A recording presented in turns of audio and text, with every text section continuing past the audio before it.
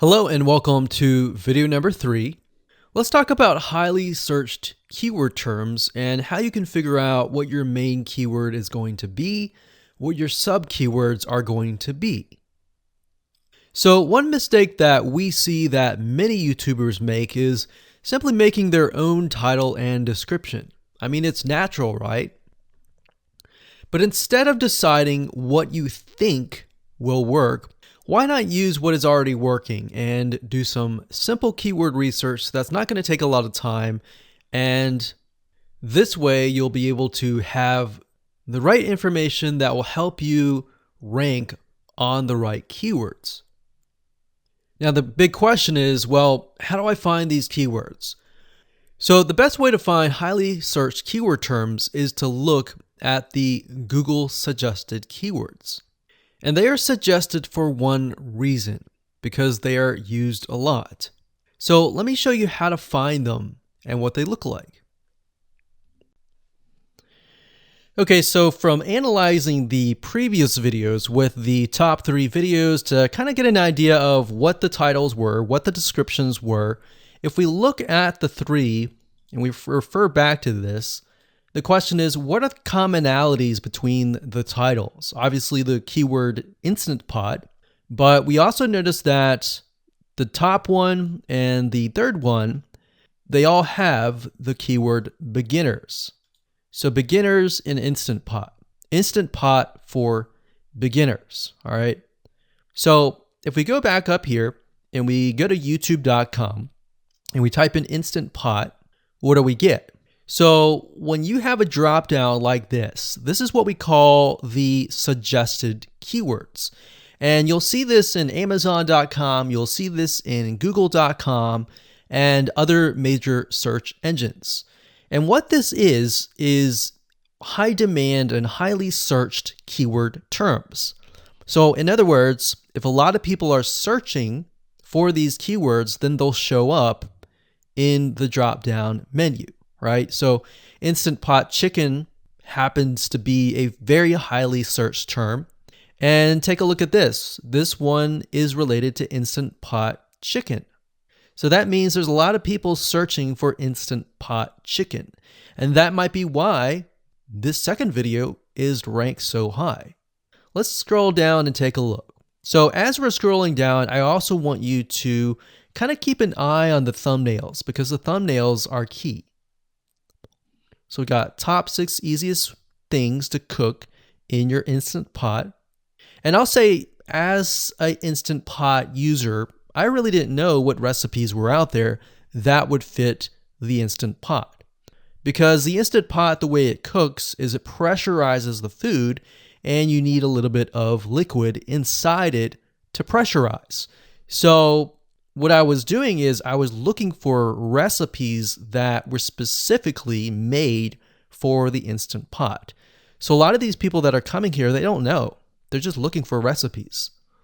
So the 30 Instant Pot recipes gives people an idea. Oh, okay, I've got 30 recipes that I can pick and choose from. So if you scroll down, it says Instant Pot Ultra. All right. So if we go back here, so Instant Pot chicken is definitely a top one. Instant Pot spaghetti, how to use an Instant Pot. Instant Pot cheesecake, yogurt, pho, beef stew, whole chicken, rice, and Instant Pot pot roast. So these are highly searched keywords. Now let's hop over to Google and see what we get. Do we get the same thing? Do we get something different? So if you go to Google and you type in the same thing, Instant Pot, we can see that we've got Instant Pot recipes, Instant Pot chicken. So notice that the chicken and the roast beef, or the pot roast, seem to appear both in Google and in YouTube. So whenever you see that, that's a good sign, because you got to understand, people searching in YouTube are very different than people searching in Google. They don't show the exact same thing. But if they do, that gives you an idea that if you rank on that term, that you will be able to get traffic from Google and YouTube. Okay, so let's go back here. So Instant Pot chicken. So let's just do a search and see what we get. So another place to find the Google suggested keyword terms is to scroll all the way down to the bottom. So there we go. So Instant Pot recipe. Now these are specifics, all right? These are searches related to Instant Pot. So people are looking to buy Instant Pot Amazon. So let's just type in Instant Pot chicken and see what else we get. So if you notice when we type Instant Pot chicken, it gives you a more detailed view of the other keywords that are related. So for example, Instant Pot chicken recipes, chicken rice, chicken noodle soup, chicken thighs, chicken bog, chicken breast recipes, chicken wings, and chicken and dumplings. So let's go over here and see what we get. So Instant Pot chicken recipe, wings, noodle, biryani, thighs. So a lot of these are actually appearing that are the same. Okay, so moving on here, we've got Instant Pot chicken. Now let's take a look at what we have here. So what I would do is I would do the same thing, the competitive research. Now, if you notice here, the Six Sisters stuff, it's a different video, but it's a similar video. Now this video is different. This lady is the same. And that's another thing. So if you rank high on the main keyword, then you could potentially rank on the other smaller keywords as well. So that gives you an idea of what content to create and what keywords to target. So we could potentially make it about Instant Pot chicken. And what I would do is go back here. Let's say we want to title it the Instant Pot chicken. What I would do is I would scroll here and take a look at questions people are asking. So how do I cook chicken and potatoes in Instant Pot? How long does it take to cook chicken pot, Instant Pot? We scroll down, and what I would do is grab these keywords. So I would grab these keywords.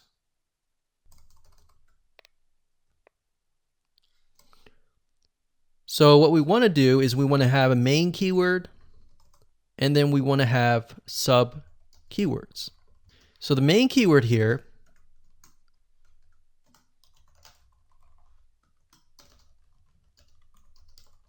would be Instant Pot chicken. And then the other ones would be Instant Pot chicken and potatoes, and all the rest here.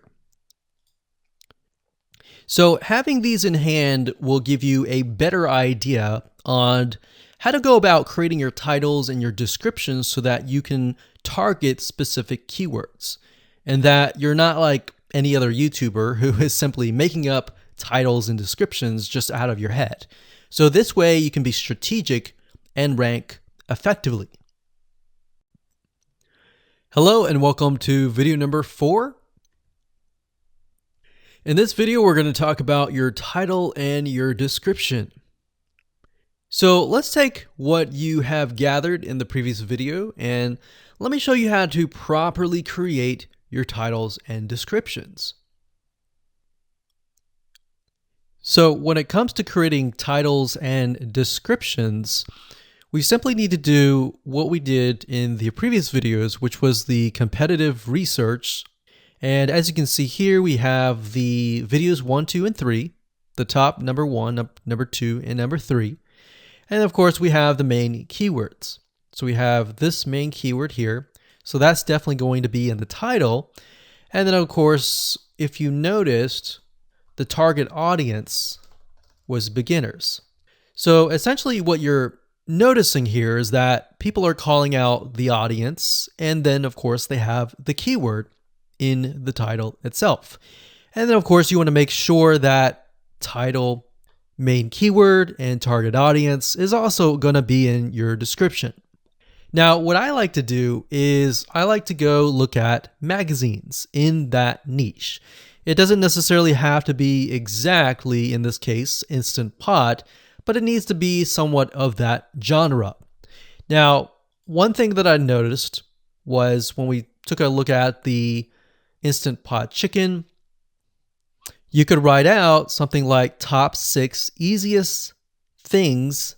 So instead of things, you could say chicken recipes or pot roast recipes to cook in your Instant Pot. Or you could say something like Instant Pot Chicken dash top 6 easy recipes, or you could use a number. People like numbers, especially knowing that somebody gets an Instant Pot for the sake of saving time. You could say top 6 easy chicken recipes that take less than 30 minutes. Now, obviously, that's a little bit long, so let's head on over to Google here.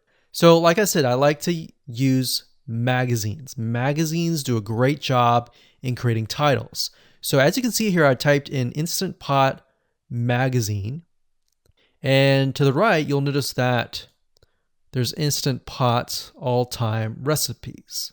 So let's just go ahead and open that in a brand new window, like so.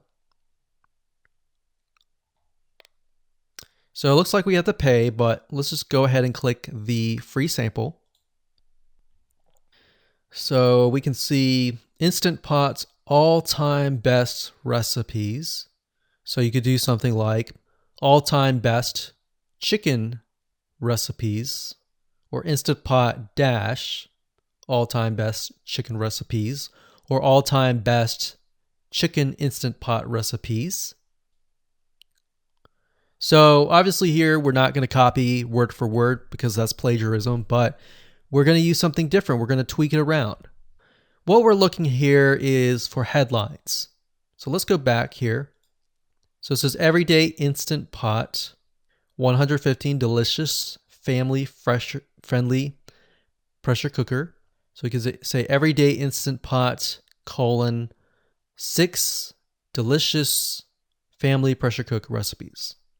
So Everyday Instant Pot Chicken, as long as the word Instant Pot Chicken is in there. So we got 66 Instant Pot recipes that put your pressure cooker to work. So we could say something like 6 Instant Pot chicken recipes that take less than 15 minutes. And yes, believe it or not, Instant Pot can literally cook something like a pot roast within less than an hour, or sometimes half an hour. Because it's a pressure cooker, it cooks a lot faster. So that's what I like to do, is I like to take a look at magazines. So it doesn't necessarily have to be Instant Pot in this example. It can be another food magazine. So essentially that's how to create the titles. As far as the description goes, if you take a look at what they've written here, the first one that's ranking really well, as you can see here, we've got Instant Pot 101 for beginners. So you'll notice that they are trying to target the keyword Instant Pot 101 for beginners. So they've stated that in the title, and they've also put it in the description.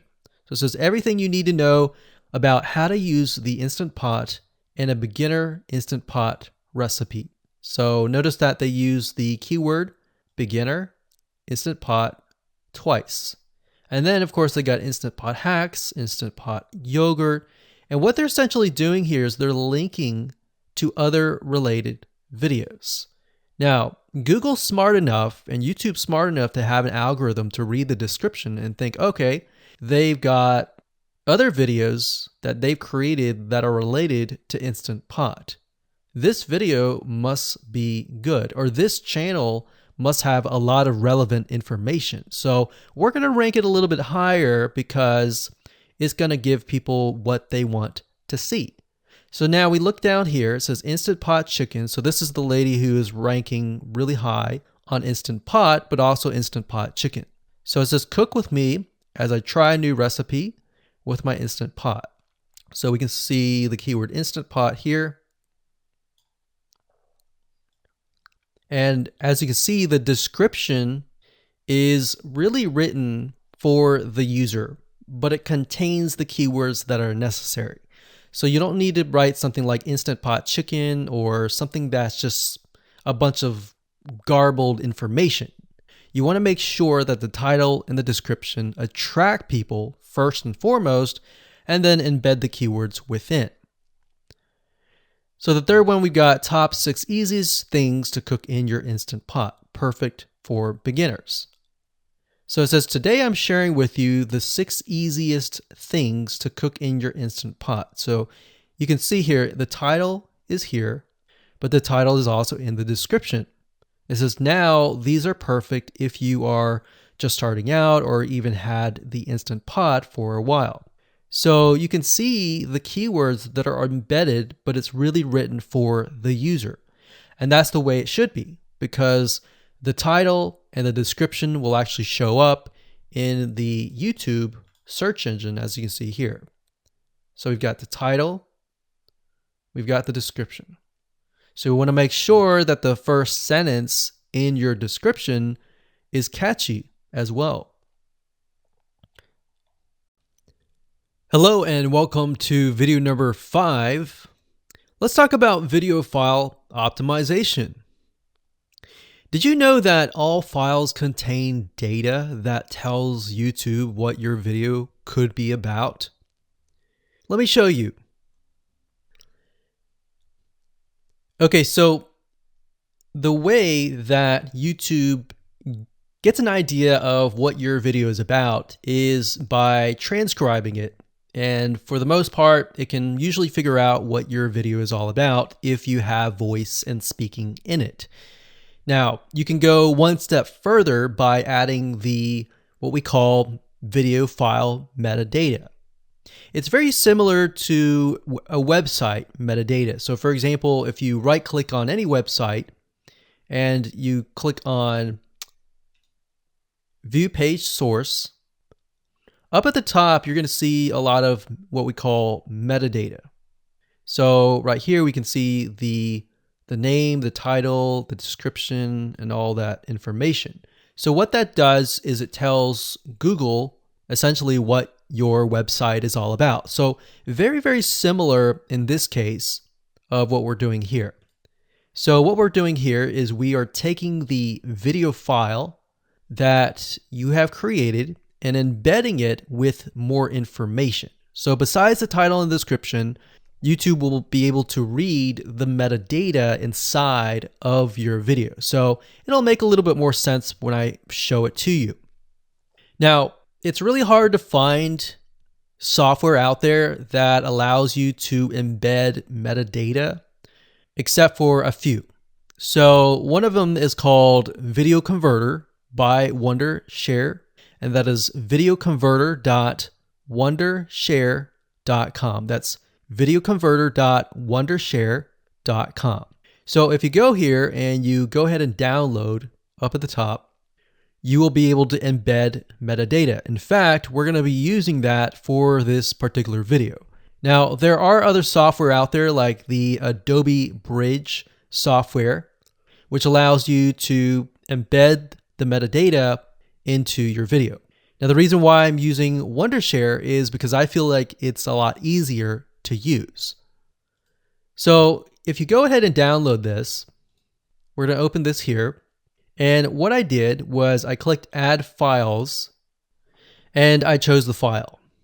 Now, there's a lot of things that you can change about the video, but what we're particularly interested in is this eye icon right here. So click this eye icon or letter I here, and you're going to see that it says name, language, episode name, actors, directors, screenwriter, tagline, and description and comments. So what I recommend is you try to complete this as much as you can. So episode name, actors, so that would be whoever is in the video, the director, the screenwriter, which could be you, and then the tagline. What I would do is the tagline be your title, and then the description be your description. So whatever you're going to upload to YouTube, put this as a title and put this as a description. And then for comments, I would put something like keywords. And all you have to do is click save, convert it, and done. That's the reason why we're using Video Converter, because it's just so much easier. With Adobe Bridge, it's easy too, but there's a lot of more options and very easy to get confused. So once you're done with that, you save the video, your video has the metadata inside of it, and all you have to do is simply upload it to YouTube, and that's it.